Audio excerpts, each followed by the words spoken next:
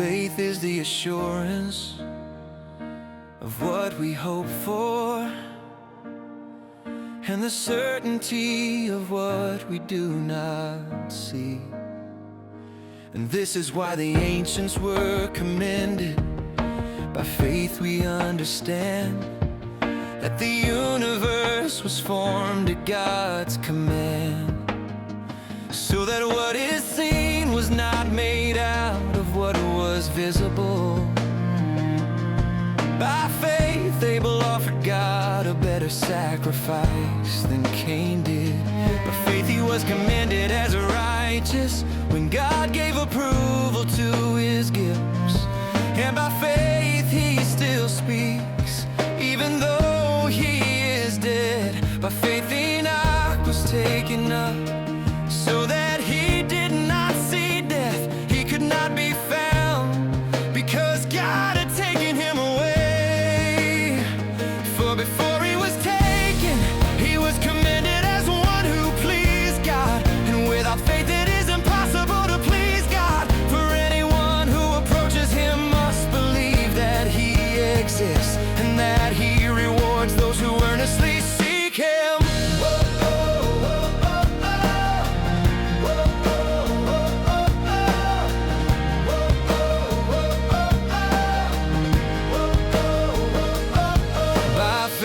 Noah, when warned about things not yet seen, in godly fear built an ark to save his family.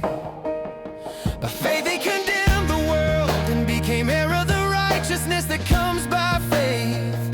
By faith Abraham, when called to go to a place he would later receive as his inheritance, obeyed and went without knowing where he was going.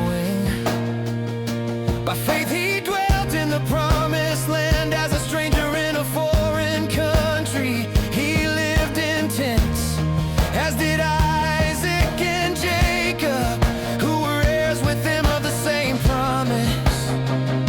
For he was looking forward to the city with foundations, whose architect and builder is God. By faith Sarah, even though she was barren and beyond the proper age, was enabled to conceive a child, because she considered him faithful who had promised. And so from one man, and he is good as dead, came descendants as numerous as the stars in the sky, and as countless as the sand on the seashore. All these people died in faith without having received the things they were promised. However, they saw them and welcomed them from afar, and they acknowledged that they were strangers and exiles on the earth. Now those who say such things show that they are seeking a country of their own. If they had been thinking of the country they had left, they would have had opportunity to return. Instead, they were longing for a better country, a heavenly one.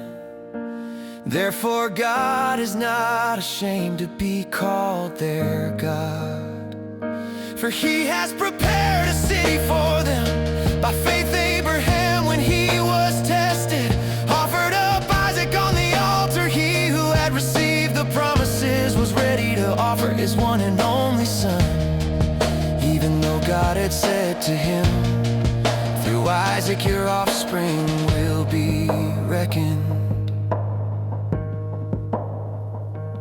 Abraham reasoned that God could raise the dead, and in a sense he did receive Isaac back from death. By faith Isaac blessed Jacob and Esau concerning the future.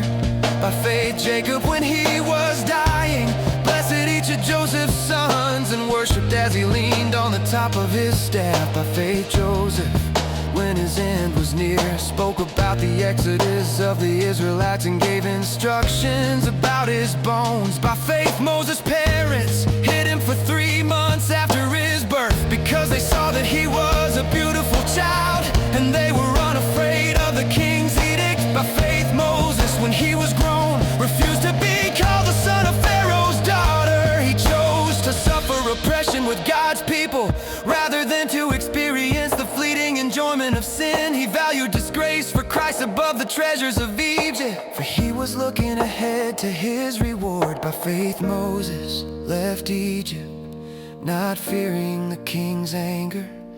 He persevered because he saw him who is invisible. By faith he kept the Passover and the sprinkling of blood, so that the destroyer of the firstborn would not touch Israel's own firstborn. By faith the people passed through the Red Sea as on dry land. But when the Egyptians tried to follow, they were drowned. By faith the walls of Jericho fell after the people had marched around them for 7 days. By faith the prostitute Rahab, because she welcomed the spies in peace, did not perish with those who were disobedient. And what more shall I say?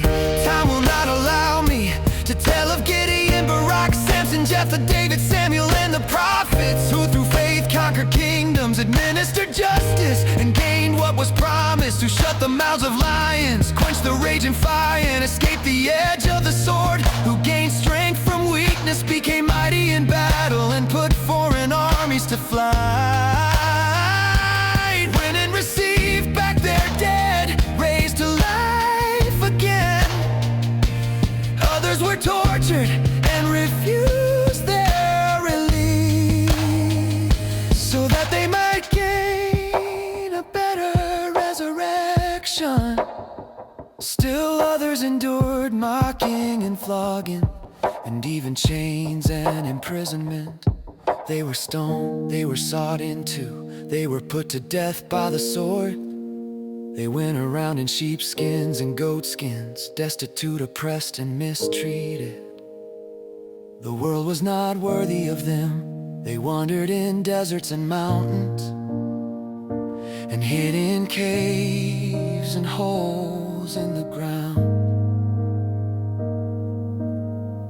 These were all commended for their faith, yet they did not receive what was promised. God had planned something better for us, so that together with us they would be made perfect.